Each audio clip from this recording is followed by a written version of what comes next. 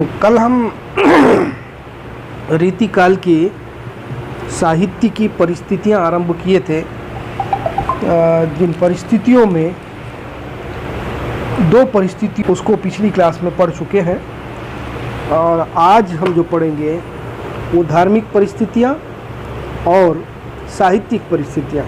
साहित्यिक परिस्थिति तो लगभग हम जब से हिंदी ये साहित्य के इतिहास को देखें और रीतिकाल के बारे में चर्चा करें तब से जो है ना ये साहित्यिक परिस्थितियाँ तो हम पढ़ते आ रहे हैं, देखते आ रहे हैं। अब जो है हम वेरी गुड आफ्टरनून। तो राजनीतिक परिस्थितियों में हमने बताया था कि जो शाहजहाँ का उत्तरार्ध काल था, यानी शाहजहाँ का काल अभी समाप्त होने वाला था, फिर उसके बाद औरंगज़ेब का काल, बहादुर शाह जफ़र, नादिर शाह, इस प्रकार लगभग 4 मुग़ल साम्राज्यों के समय से रीतिकाल गुजरता हुआ आया। लगभग 200 साल के इस समय में जितने भी कवि हुए वो देश के विभिन्न रजवाड़ों में आश्रय लेते थे और राजाओं की रुचि, प्रजा की रुचि के अनुसार ही कविता करते थे, क्योंकि कवि जो होता है अपना प्रोडक्ट जो कविता को बाहर मार्केट में रिलीज़ करता है तो वो जनता को भाए, पसंद आए। इसीलिए जनता के साथ संप्रेषणीयता कायम करना कवि के लिए बहुत ज़रूरी होता है। संप्रेषणीयता किसको कहते हैं?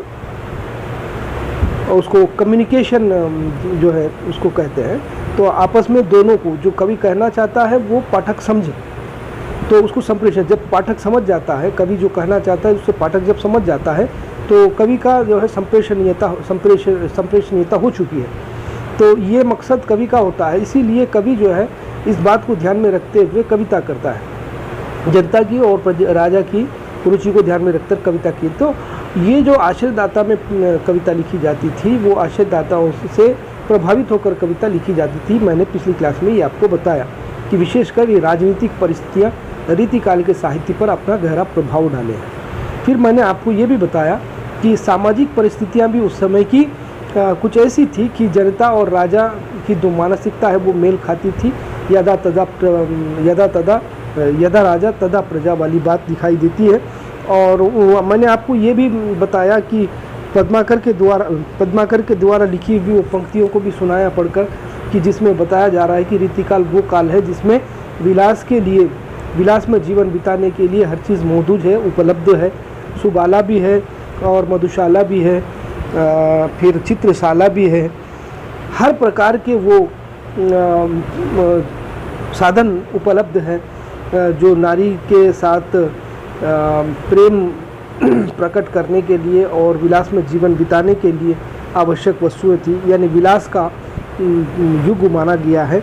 और इसमें ये बात भी स्पष्ट रूप से बताई गई है कि जनता, विशेषकर जो मुग़ल साम्राज्य के जो राजा शासक थे, वो शासक की जो मानसिकता थी ऐश और आराम की, यानी विलासमय जीवन की, शान और शौकत जिसको उर्दू में कहा जाता है, विलासमय जीवन, तो उस विलासमय जीवन से जो है प्रभावित हो गए थे और उसी प्रकार का स्टाइल ऑफ लिविंग यानी जीवन व्यतीत करने में वो लगे हुए थे।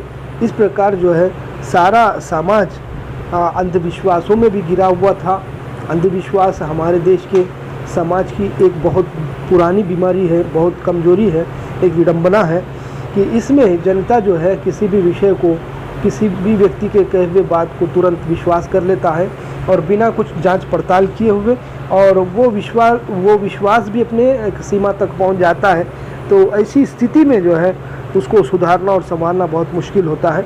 ये अंधविश्वासों के साथ हम ये भी देखते हैं कि ज्योतिष शास्त्र का भी बहुत प्रचुर मात्रा में प्रचलन रहा है और जनता को ज्योतिष शास्त्र पर ज़्यादा विश्वास था।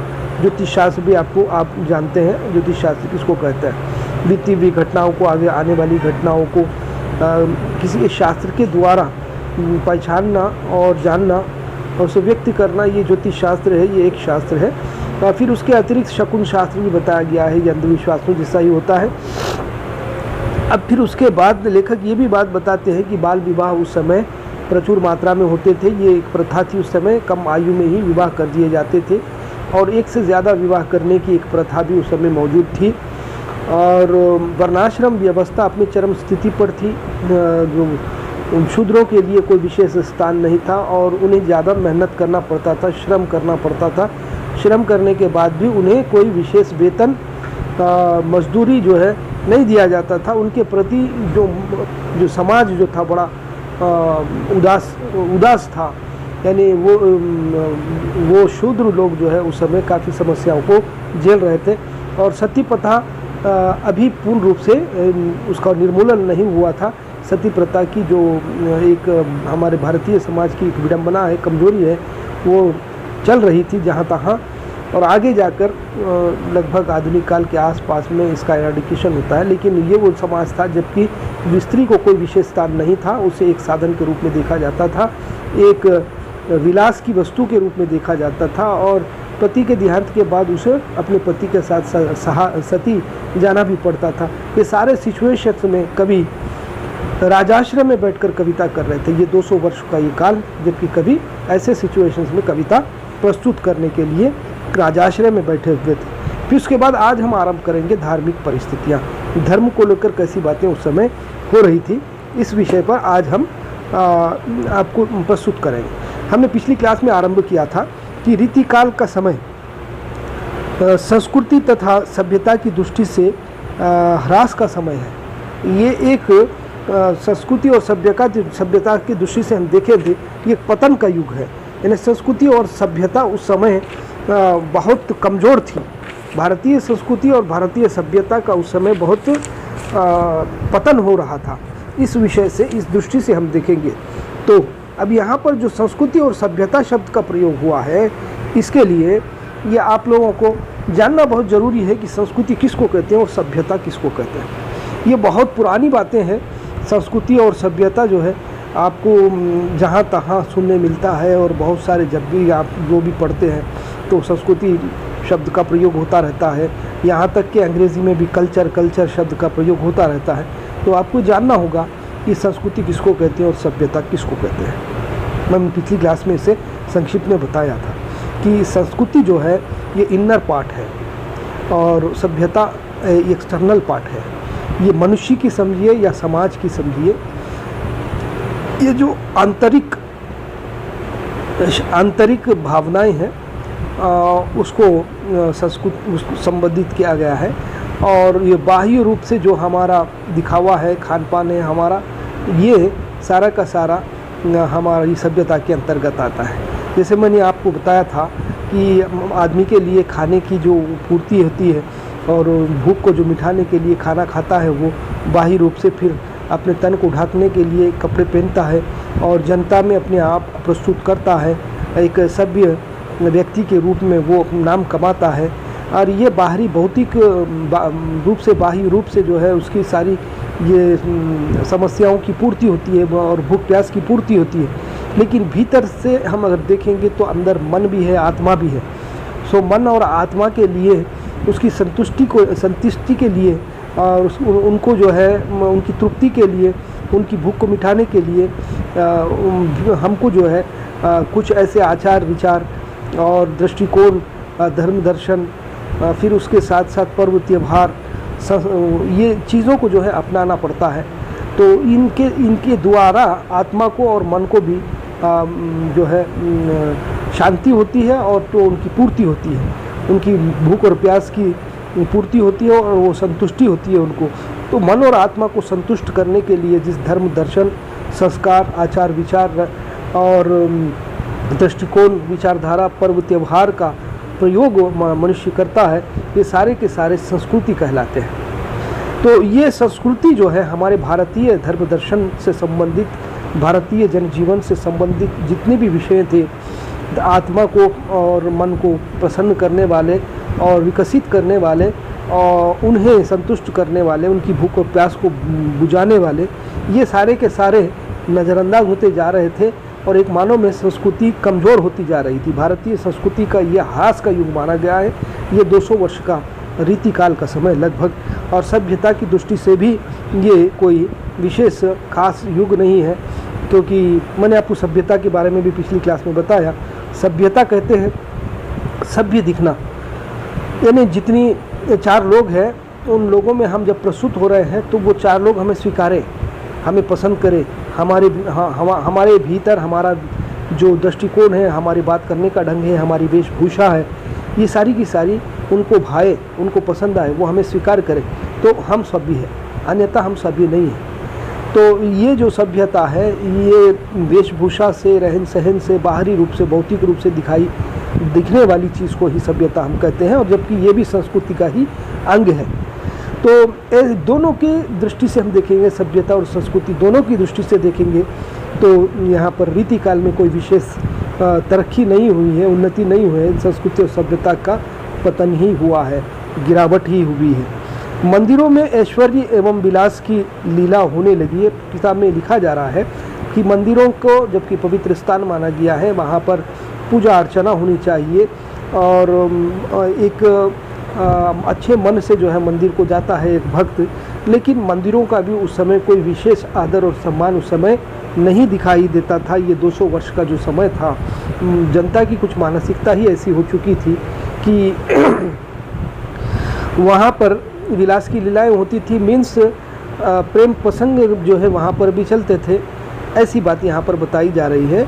और राधा और कृष्ण की सात्विकता पूर्ण मधुर भक्ति में सूक्ष्मता के स्थान पर स्थूल इंद्रियता तथा पवित्रता के स्थान पर लोलुपता और कामुकता की भावनाएं आ गई थी। और ये बात भी यहाँ पर दर्शाई गई है कि राधा कृष्ण की जो प्रेम की कहानी है और गोपिकाओं के साथ कृष्ण के जो प्रेम की कहानियाँ हैं, तो ये इसको जो है जिस ढंग से देखना चाहिए, जिस धार्मिक ढंग से और जिस नज़ाकत से देखना चाहिए, उस नज़ाकत सूक्ष्मता यानी बारीकी के साथ जिस तरह से देखना चाहिए, ऐसे ना देखकर इंद्रिय तथा पवित्रता के स्थान पर लोलुपता और कामुकता की भावना, यानी वहाँ पर उनकी दृष्टिकोण में, कवियों की दृष्टिकोण में कुछ कमी महसूस होती है। यानी उसको जिस नज़रिए से, धार्मिक नज़रिए से देखना चाहिए, जिस सूक्ष्मता के साथ देखना चाहिए, जिस नज़ाकत के साथ देखना चाहिए, जिस पवित्र भावनाओं के साथ उसका अवलोकन करना चाहिए, ये भावनाओं में कहीं ना कहीं कुछ कमी रीतिकाल के कवियों में दिखाई देती है, और कुछ ना कुछ कमज़ोरी उनके दृष्टिकोण में दिखाई देता है। और कविता में जब ये प्रसंग को प्रस्तुत करते हैं वो, तो कुछ न कुछ वासना भरी दृष्टि से ही प्रस्तुत किए हैं, और यहाँ पर उन्होंने कुछ गलतियाँ की हैं राधा कृष्ण के प्रेम को लेकर, और उनकी कृष्ण की लीलाओं को लेकर उन्होंने जो रचनाएं की है, उसमें कहीं ना कहीं उनकी गलती भी, उनकी कमजोरी भी यहाँ पर दिखाई देती है। यहाँ पर बताना चाहते हैं कि धर्म को जिस तरह से वो लोग स्वीकारना चाहिए था, जिस तरह से देखना चाहिए था, वो नहीं देख पाए। इसीलिए भारतीय संस्कृति का और सभ्यता का ये ह्रास का युग, पतन का युग माना गया है। कृष्ण भक्ति कवियों के आराध्य राधा कृष्ण रीतिकालीन कवियों के लौलिक नायक तथा नायिका बने। उनके अनुसार तो जो कृष्ण भक्त कवि लोग हैं, उनके नायक और नायिका उनके काव्य के राधा कृष्ण जी, और उन्होंने जब कविता की तो राधा कृष्ण जी की जो प्रेम प्रसंग है, उनके प्रेम प्रसंग को जिस ढंग से प्रस्तुत करना चाहिए, धार्मिक ढंग से और पवित्रता से, और वो पूर्ण रूप से 100% उस ढंग से प्रस्तुत नहीं कर पाए, उसमें कुछ कमी रख दी है। उनके जो नायक और नायिका है, उसको लेकर उन्होंने लौलुप भावना ही व्यक्त की है, यानी ऐहिक प्रेम, आध्यात्मिक प्रेम के स्थान पर ऐहिक प्रेम को भी उन्होंने स्थान दिया है। ऐसी बात रीतिकाल के संदर्भ में कवियों के बारे में बताई जाती है। और आगे उन्होंने एक पंक्ति का उदाहरण भी दिया, एक छोटे दोहे का उदाहरण भी दिया है। आगे के सुकवि रिजी है तो कविताई, ना तो राधिका कन्हई सुमिरन को बहानो है। यानी प्रेम प्रसंगों को प्रस्तुत करने के लिए राधा और कन्हैया, यानी श्री कृष्ण और राधा के याद को जो है बहाना बनाने के लिए मौका नहीं है। यानी बहाना बनाते हुए भी लोग कवि सुकवि बने हैं, जनता को रिझाने के लिए कविता किए हैं। ये बात इस पंक्ति से हमको स्पष्ट होती है। यानी कवि राधा कृष्ण के प्रेम के माध्यम से अपने उस समय की जनता और उस समय की जनता और राजा की मानसिकता को संतुष्ट करने के लिए कवि लोग इस प्रकार इस प्रेम प्रसंग का भी सहारा लेते थे श्रृंगार परक रचनाओं को लिखने के लिए। ये वो काल था जबकि धर्म भी एकदम कमज़ोर हो गया था, धार्मिक स्थिति भी बहुत कमज़ोर हो गई थी। ये रीतिकाल था। धर्म का नैतिकता के साथ संबंध विच्छिन्न हो गया था और नैतिकता से दूर भाग रहा था। धर्म मोरालिटी जिसको कहा जाता है, मोरल वैल्यूज जिसको कहा जाता है, जो धर्म के सिद्धांत होते हैं, जो धर्म जिसने जो मोरल वैल्यूज को सिखाया है, मानवीय मूल्यों को बताया है, नैतिकता को बताया है। नैतिकता कहते हैं नीति, मोरल वैल्यूज भी लगभग बहुत कमज़ोर थे, नीति भी बहुत कमज़ोर थी। धर्म जो सिखाया हमको नीति और मानवीय मूल्य, ये जो है बहुत कमज़ोर हो चुके थे और धर्म से दूर भाग रही थी जनता। पुजारी और मुल्ला जनता के अंधविश्वास का अनुचित लाभ उठा रहे थे और दो धर्म के ठेकेदार थे जो धर्म को आगे बढ़ाने वाले थे। दोनों धर्मों में, विशेषकर हिंदू धर्म में पुजारी और मुस्लिम धर्म में मुल्ला, यानी धर्म के हेड्स, धर्म को आगे चलाने वाले लोग जो थे, वो लोग जनता के विश्वास का बुरा फ़ायदा उठा रहे थे, गलत फ़ायदा उठा रहे थे। उनसे मानो आर्थिक रूप से या और किसी और ढंग से कुछ ना कुछ उनके अंधविश्वास के बदले में अपना फ़ायदा, अपना लाभ उठा रहे थे। ये धर्म के ठेकेदार भी इस प्रकार से अपने फ़ायदे को ही देख रहे थे, अपने लाभ को ही देख रहे थे। धर्म स्थान पापाचार के केंद्र बन गए थे। अब ये पुस्तक में तो ये लिखा गया है, पंक्ति प्रस्तुत की गई है, ये पापाचार के केंद्र बन गए। मीन्स धर्म स्थानों में भी प्रेम करने से लोग नहीं डर रहे थे। धर्म स्थानों में भी आपस में प्रेम प्रसंग और प्रेम के व्यवहार, प्रेम के कार्यकलाप हमको दिखाई देते थे। पवित्रता, जबकि धर्म स्थान पवित्र माने जाते हैं, वो किसी भी धर्म के मान लीजिए, वो धर्म स्थान पर जो है इस प्रकार के कोई कार्यकलाप, प्रेम प्रसंग या प्रेम व्यवहार वहाँ पर नहीं होते हैं। धर्म स्थानों को बहुत अच्छी दृष्टि से, बहुत पवित्रता से रखा जाता है और वहाँ पर भी प्रेम के किसी भी प्रकार के कार्यक्रम से जनता डरती है, घबराती है। किंतु ये वो काल था, ये वो रीति काल था जबकि जनता में डर और भय चला गया था और प्रेम के प्रसंगों के लिए, प्रेम के कार्यकलापों के लिए वो पवित्र अपवित्रता का भी ध्यान नहीं रखते थे। धर्म के विशेष स्थानों पर भी प्रेम प्रसंग और कार्यकलाप चलते रहते थे। इसीलिए जो है धर्म की दृष्टि से और सभ्यता संस्कृति के दृष्टि से हम देखेंगे तो रीति काल जो है एक पतन वाला काल दिखाई देता है और यहाँ पर संस्कृति और सभ्यता का ह्रास हुआ है। धर्म का भी एक मानों में जो है पतन हुआ है। ये बहुत कमज़ोर युग माना जाता है धर्म की दृष्टि से अगर देखा जाए तो। फिर उसके बाद हम देखते हैं साहित्यिक परिस्थिति। साहित्यिक परिस्थिति पर तो हम पिछले 2 दिन से चर्चा कर रहे हैं। जैसे हमने रीतिकाल को पढ़ना आरंभ किया, साहित्यिक परिस्थिति को ही हम पढ़ते रहे। तो साहित्य कैसा है, किस प्रकार का लिखा गया है और कि कवियों की मानसिकता क्या थी, ये सारी बातें हम शुरू से भी पढ़ रहे हैं कि ये जो साहित्य है राज दरबार में बैठकर लिखा गया है और राज दरबार में ही पुष्पित और पल्लवित हुआ है। रीतिकालीन अधिकांश कवि राजाश्रित थे अतः इन्होंने राजाओं का गुणगान किया है।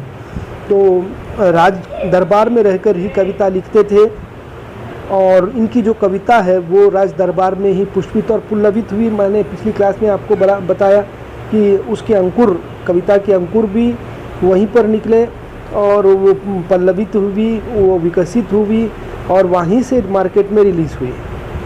कविता की फैक्ट्री मानी गई थी राज दरबार और कवि वहाँ पर ही रहते थे। तो सारे कवि अपनी वृत्ति के लिए और धन के लालसा के लिए, ज़्यादा पैसे कमाने के लिए, आचार्य बनने के लिए उन्होंने लक्षण ग्रंथों का निर्माण किया है।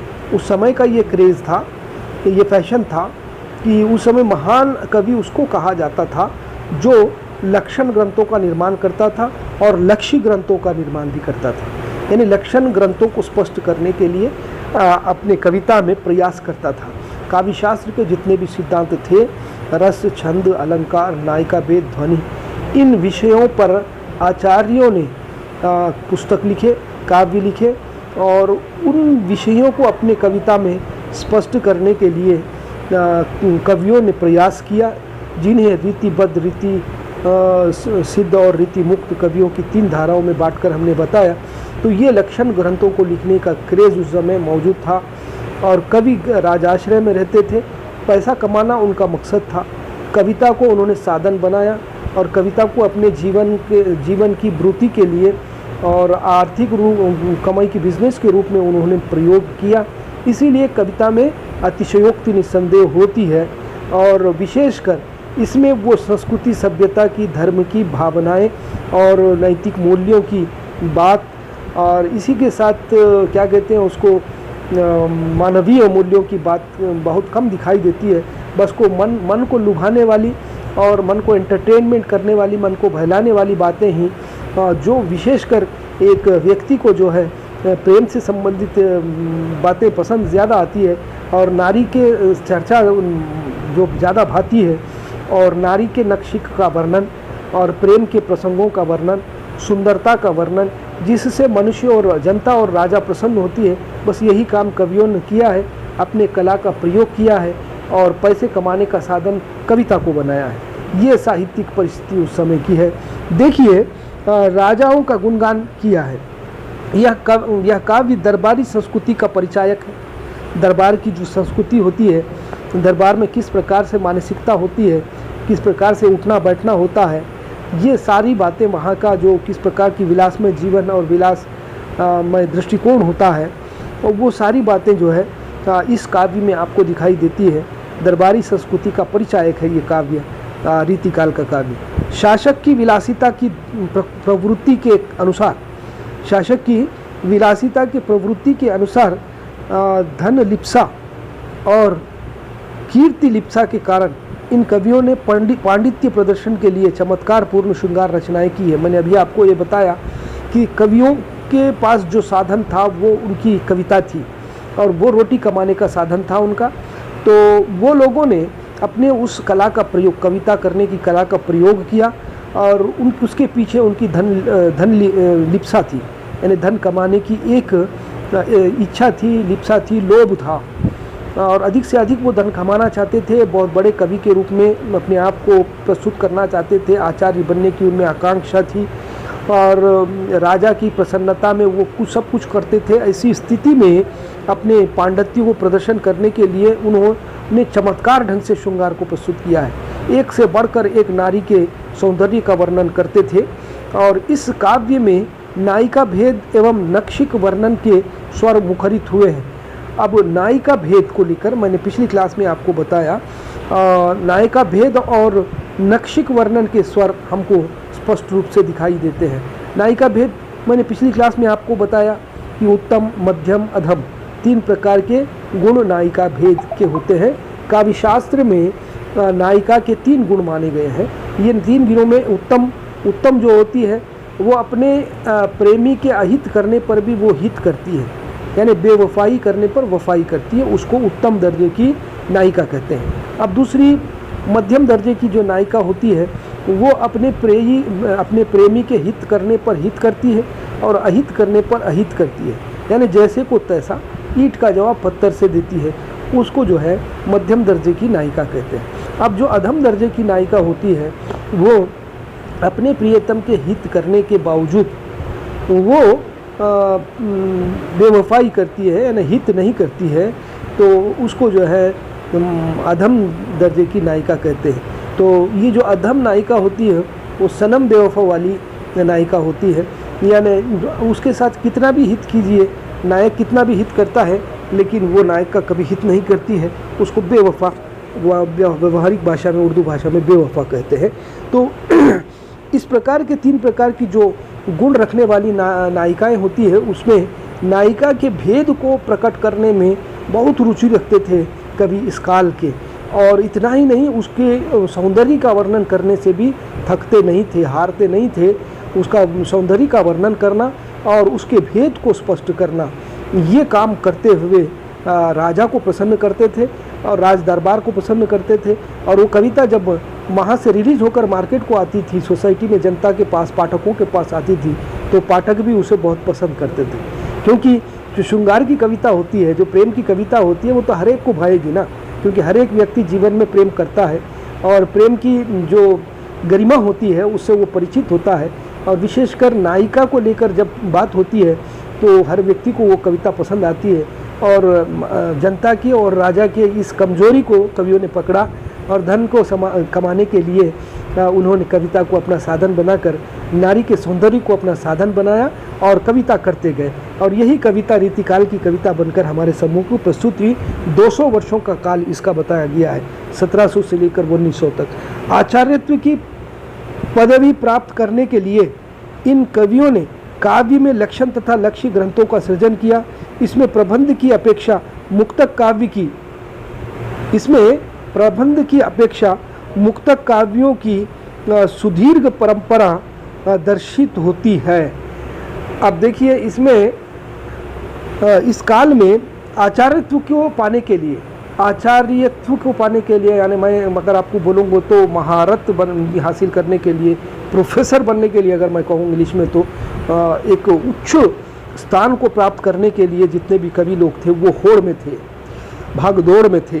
वो उस समय का अपने आप को महान कवि बताने के लिए हर किस्म से प्रयास करते थे, जिसमें वो लक्षण ग्रंथों का निर्माण करते थे और लक्ष्य ग्रंथों का निर्माण। लक्षण ग्रंथ यानी काव्य शास्त्र का निर्माण करते थे। काव्य के जो लक्षण होना चाहिए, काव्य ऐसे होना चाहिए, वैसे होना चाहिए। कोई ध्वनि सिद्धांत को बताया, कोई रस सिद्धांत को बताया। तो स्टार्टिंग में आप देखिए वामन ने रस सिद्धांत को बताया, रीति सिद्धांत को बताया।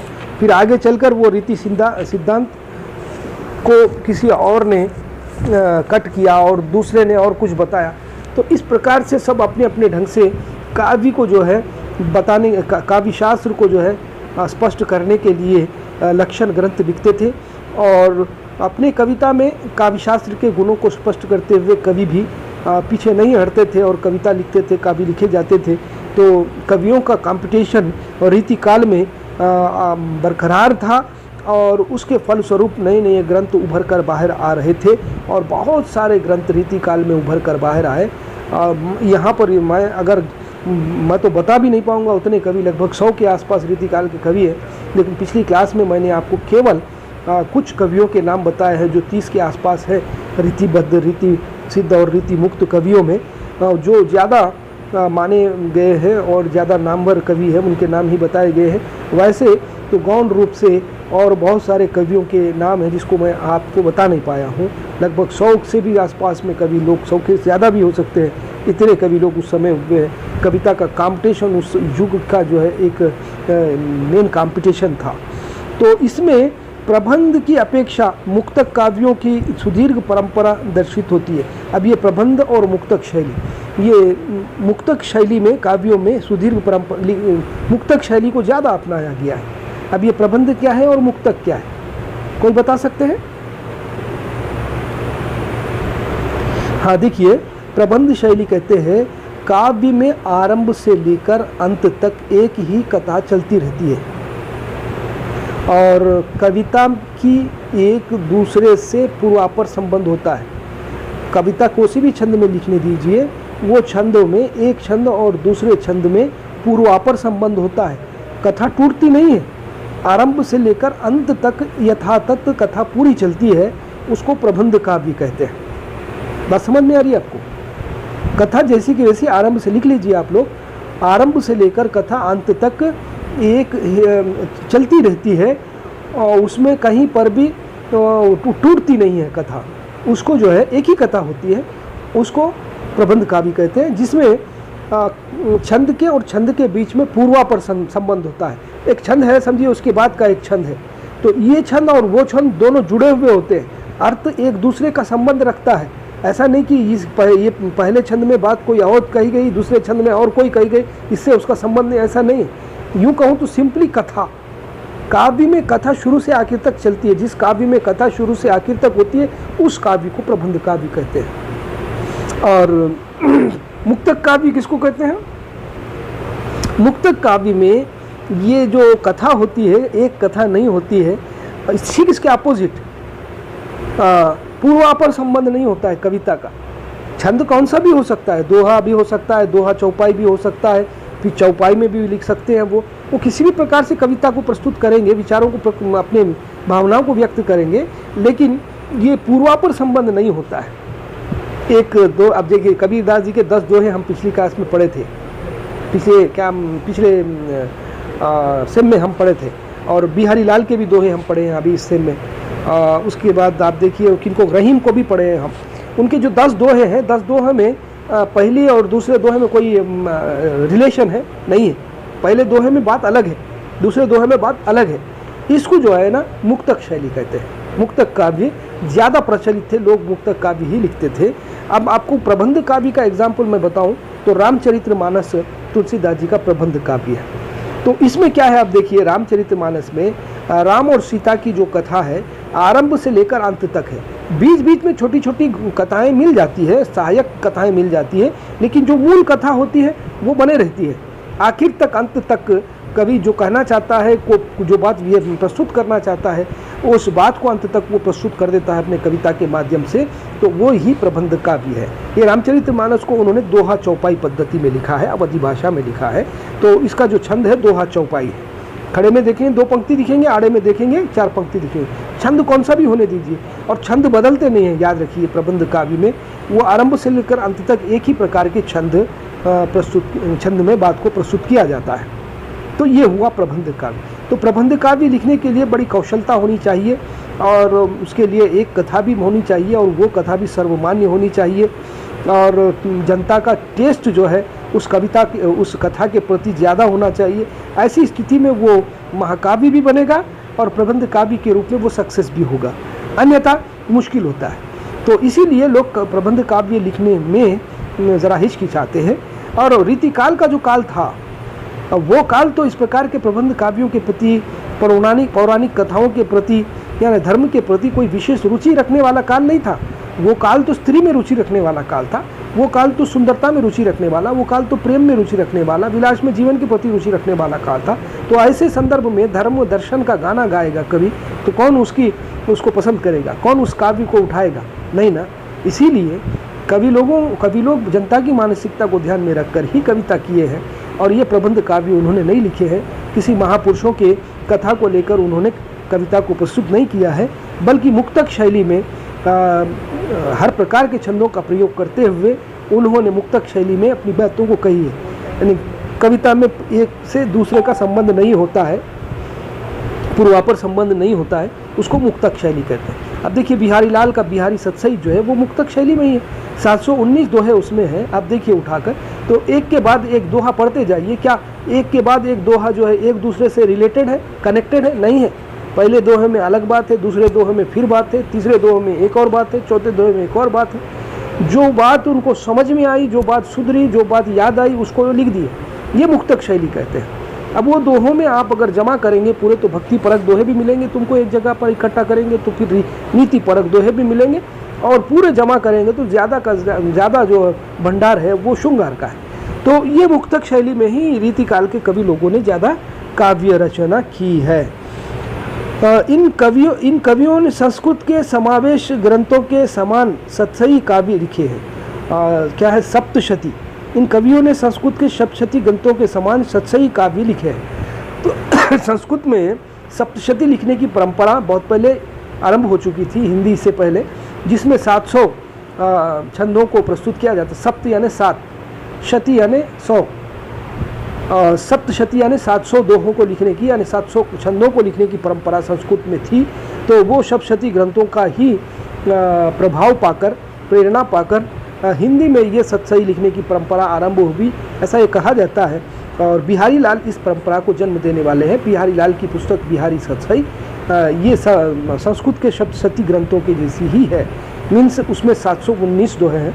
ये सतसई परंपरा को उन्होंने जन्म दिया है बिहारी लाल ने, और इसे जन्म देने के लिए उन्हें संस्कृत का संस्कृत साहित्य का प्रभाव मिला है, प्रेरणा मिली है।